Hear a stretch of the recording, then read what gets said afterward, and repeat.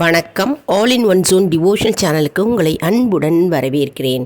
இன்றைக்கி நம்மளுடைய சேனலில் நாளைய தினம் ஆருத்ரா தரிசனம், அதாவது நாளைக்கு பௌர்ணமி தினம் ஆருத்ரா தரிசனம் மற்றும் பௌர்ணமி மற்றும் போகியும் சேர்ந்து நாளைக்கு வருகிறது.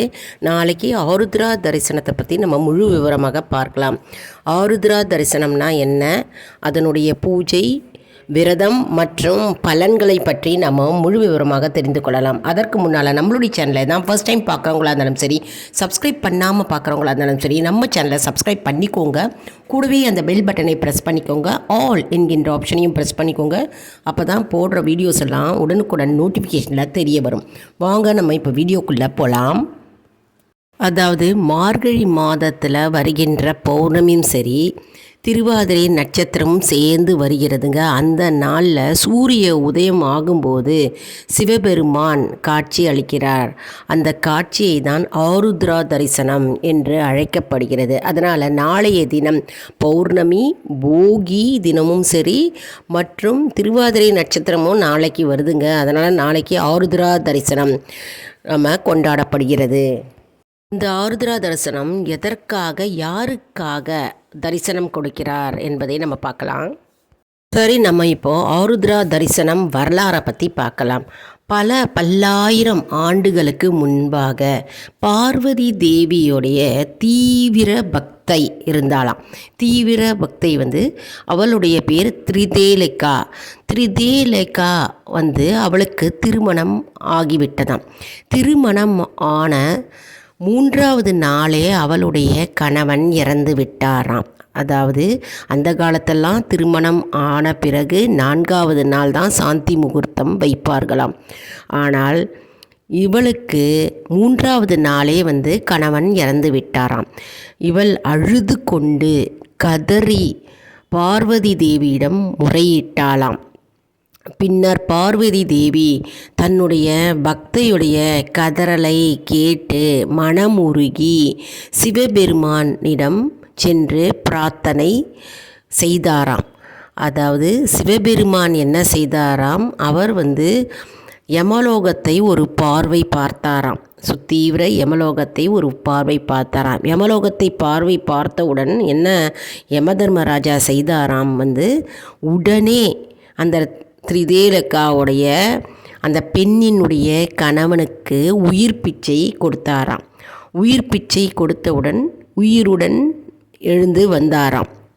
பின்னர் அந்த திரிதேலிகாவுக்கும் அவளுடைய கணவருக்கும் 2 பேருக்கும் சிவனும் பார்வதியும் சேர்ந்து 2 பேரும் தரிசனம் கொடுத்தார்கள். இந்த தரிசனம்தான் திருவாதிரை நட்சத்திரம் அன்று மார்கழி மாதத்தில் நிகழ்ந்ததாம்.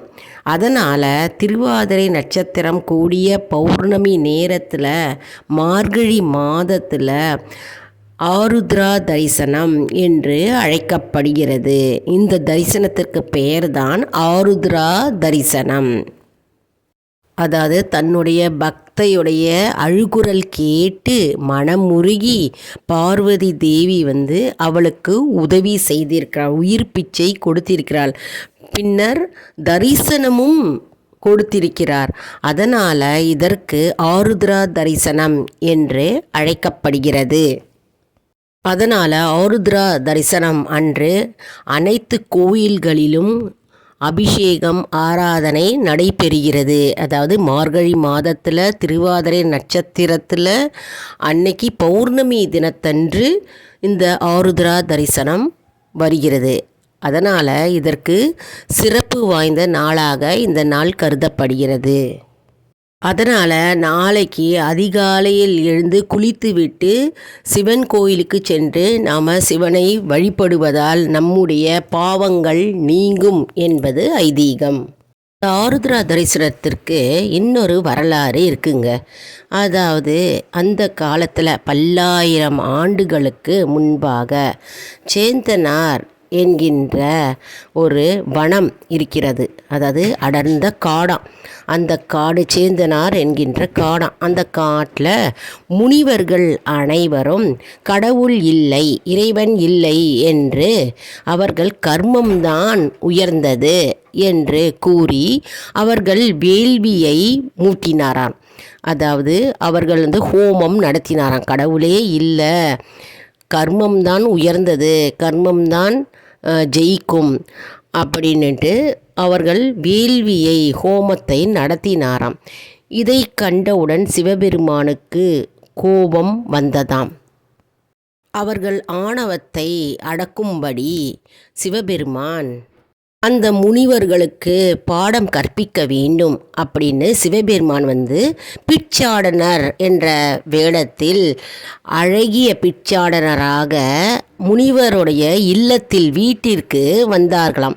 வீட்டிற்கு அவர் வரும்பொழுது முனிவர்களுடைய மனைவிகள் அழகை அவருடைய அழகில் மயங்கி அவர் பின்னாடி பின்தொடர்ந்தாராம். அவர்கள் மனைவிகள் எல்லாரும் பிச்சாடனர் பின்னால் போகத் தொடங்கினாராம்.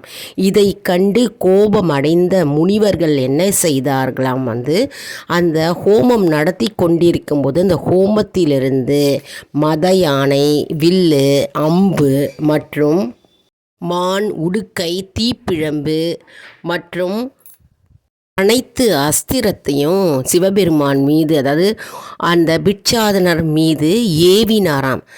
அந்த அம்பு, அந்த மத யானை எதுவுமே அந்த பிட்சாடனரை தாக்கவில்லையாம். அது எல்லாம் அவர் உள்வாங்கி கொண்டார். அதாவது சிவபெருமான் தானே அந்த ரூபத்தில் வந்திருக்கிறார். அந்த சிவபெருமான் அனைத்து ஆயுதங்களையும் தான் வாங்கி கொண்டு, தான் உள்வாங்கி கொண்டு, சிவபெருமானே அனைத்து ஆயுதங்களையும் ஏற்றுக்கொண்டு அந்த மத யானை மற்றும் முயலகன் மேல் நின்று ஒரு காலை, அதாவது வலது காலை முயலகன் மீது வைத்து இடது காலை தூக்கி நின்று தரிசனம் கொடுத்தாராம். நடனமாடி தரிசனம் கொடுத்தாராம். இதுவே ஆருத்ரா தரிசனம் என்று கூறப்படுகிறது. அதாவது அவர்களுடைய பக்தி உலகிற்கு தெரிய வேண்டும் என்பதற்காக சிவபெருமான் நடனமாடி தரிசனம் கொடுத்தாராம். இது அவர்களுடைய பக்தி உலகிற்கு தெரிய வேண்டும் என்பதற்காகவே இந்த விளையாட்டை நடத்தினார் சிவபெருமான். அதாவது பிட்சாடனர் ரூபத்தில் அவர் காட்சி அளித்தார். அதாவது நடனமாடி அந்த திருவாதிரை திதியில் நாளில் மற்றும் பௌர்ணமி சேரும் பொழுது அவர் இந்த தரிசனத்தை கொடுத்தார். அதனால தான் இது ஆருத்ரா தரிசனம் என்று பெயர் வந்தது. சிவபெருமான் ஒரு காலை அவர் மீது, அதாவது மத யானை மற்றும் முயலகன் மீது வைத்து இடது காலை தூக்கியவாறு நின்று நடனமாடி தரிசனம் கொடுத்தாராம். இதுவே ஆருத்ரா தரிசனம் என்று பெயர் வந்தது. இந்த ஆண்டு தை திங்கள் அன்று திருவாதிரை மற்றும் பௌர்ணமி மற்றும் போகியும் சேர்ந்து வருகிறது. அதனால் அன்றைய தினம் மிகவும் சிறப்பு வாய்ந்த நாளாக கருதப்படுகிறது. ஆருத்ரா தரிசனம் நாளைய பொழுது, நாளை திங்கள்கிழமை போகி அன்று வருகிறது. சிவபெருமானுக்கு வருஷத்தில் 6 முறை அபிஷேகம் செய்யப்படுகிறது. ஆனால் இந்த திருவாதிரை அன்று, ஆருத்ரா தரிசனம் அன்று அபிஷேகம் செய்யப்படும் பொழுது அதுதான் சிறப்பு வாய்ந்த அபிஷேகமாக கருதப்படுகிறது. அதுவும் குறிப்பாக மார்கழி மாதத்தில் வருகின்ற பௌர்ணமி தினத்தன்று, திருவாதிரை தினத்தன்று ஆருத்ரா தரிசனம் மிகவும் சிறப்பு வாய்ந்தது. அதுவும் அன்றைய தினம் செய்கின்ற அபிஷேகம் மிகவும் சிறப்பு வாய்ந்ததாக கருதப்படுகிறது. சிவபெருமான் சேத்தனார் என்கின்ற பக்தன் வீட்டில் போய் களியும் 7 காய் கூட்டும் சாப்பிட்ட பிறகு அதுவே ஆருத்ரா தரிசனம் பிரசாதமாக கருதப்படுகிறது. அதனால் ஆருத்ரா தரிசனம் அன்று நாளைய தினம் எல்லார் வீட்லேயும் பார்த்தோம்னா களி, திருவாதிரை களி செய்வாங்க. மற்றும் 7 காய் கூட்டு செய்வாங்க. அதுதான் சிவபெருமானுக்கு நாளைய தினம் நாம் வைத்து நாம் பிரசாதமாக பகவானுக்கு படைத்து விட்டு நாமும் உண்ண வேண்டும். சிதம்பரத்தில் பார்த்தோன்னா மூலவரே வீதி உலா வருவார் நாளைக்கு. அதாவது நாளைய தினம் ஆருத்ரா தரிசனம் அன்று சிதம்பர கோவிலில் மூலவரே வீதி உலா வருவார் என்ற அதிசய காட்சி நம்ம அன்னைக்கு பார்க்கலாம். மிகவும் சிறப்பு வாய்ந்ததாக அந்த காட்சி அமைகிறது. அதனால் சிதம்பரம் மிகவும் சிறப்பு வாய்ந்த கோவில். நம்ம சிவஸ்தலம், அதாவது நடராஜ பெருமாளுக்கு அப்பேற்பட்ட அபிஷேகம் செய்வார்கள். எல்லா கோவில்லையும் நடராஜர் பெருமானுக்கு நாளைய தினம் அபிஷேகம் உண்டு. அதாவது ஆடல் அரசனார சிவபெருமானை நாளைய தினம் திருவாதிரை அன்று ஆருத்ரா தரிசனம், அதாவது நடராஜராக நாம் தரிசனம் செய்தால் நம்முடைய பாவங்கள் நீங்கும் மற்றும் புண்ணியம் கைகூடும் என்பது நம்பிக்கை. அதாவது நம்ம இப்போ தெரிஞ்சுக்கிட்டோம் பார்த்தீங்களா, இந்த வரலாறை. ஆருத்ரா தரிசனம் எப்படி வந்தது, அதாவது அதனுடைய வரலாறு என்ன, பூஜை எப்படி செய்யணும் அப்படின்னு நம்ம தெரிஞ்சுக்கிட்டோம் இல்லையா. எவ்வளோ சிறப்பு வாய்ந்த தினம் பாருங்கள். அதனால் நாளைய தினம் நம்ம மறந்து விடக்கூடாது. ஆருத்ரா தரிசனம், நாம் கோவிலுக்கு சென்று சிவபெருமானை தரிசிக்க வேண்டும். நம்முடைய பாவங்கள் நீங்கும் மற்றும் புண்ணியம் கைகூடும்.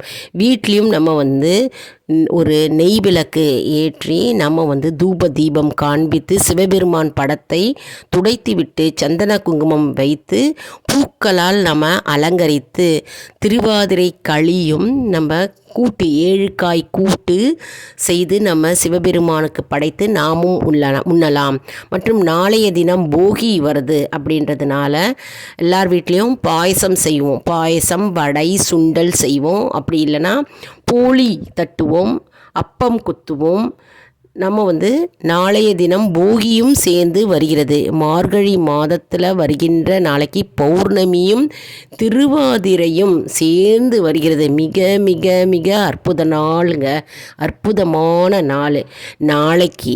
அதனால் நாம் நாளைய தினம் பௌர்ணமி பூஜை செய்கிறவங்களும் பௌர்ணமி பூஜை செய்யலாம். ரெகுலராக ஆஞ்சநேயருக்கு பூஜை செய்துட்டு வருவீங்க, பௌர்ணமி குத்தி விளக்கு பூஜை செய்துட்டு வருவீங்க. அப்படி இல்லைன்னா பௌர்ணமி தினத்தை அம்மனுக்கு வழிபாடு செய்வீங்க. என்ன வழிபாடு செய்தாலும் பௌர்ணமி பூஜையும் நாம் செய்யணும். நாளைக்கு சிவபெருமானையும் நாம் தரிசிக்கணும், போகியும் சேர்ந்து வருவதால் 3ம் ஒரே நாளில் நாளைக்கு வருது. நாளைக்கு மிகவும் அற்புதமான நாள். ஆருத்ரா தரிசனம், சிவபெருமான் நடராஜர் கோலத்தில் நமக்கு காட்சி அளிக்கிறார். அதனால் அந்த நடராஜ பெருமானை, அந்த சிவபெருமானை அவரை நாம் நாளைய தினம் தரிசிக்க வேண்டும். என்ன அன்பர்களே, இந்த வீடியோ உங்களுக்கு மிகவும் பயனுள்ளதாக இருக்கும் என்று நான் நம்புகிறேன். இந்த வீடியோவுக்கு ஒரு லைக் கொடுங்க, இதை மற்றவர்களுக்கும் ஷேர் செய்யுங்கள், அவர்களும் பயனடையட்டும். மேலும் ஆல் இன் ஒன் ஜோன் அன்பர்களுக்கு ஒரு அன்பான வேண்டுகோள். நம்முடைய கம்யூனிட்டி போஸ்ட்டில் கேள்வி பதில் நேரம் வருங்க, அந்த கேள்விகளுக்கு பதில் தாங்க. நம்முடைய ஆன்மீக பயணம் எப்படி இருக்கிறது என்பதை நம்ம இதன் மூலம் தெரிந்து கொள்ளலாம். இது ஒரு ஊக்கமாகவே நமக்கு அமையும். அதனால் இது சப்ஸ்கிரைப் செய்தவர்களுக்கு மட்டுமே தெரிய வரும். அதனால் நம்முடைய சேனலை மறக்காமல் சப்ஸ்கிரைப் செய்து கொள்ளுங்கள். இது போன்று பல வீடியோக்கள் வந்து கொண்டே இருக்கிறது. நன்றி, வணக்கம்.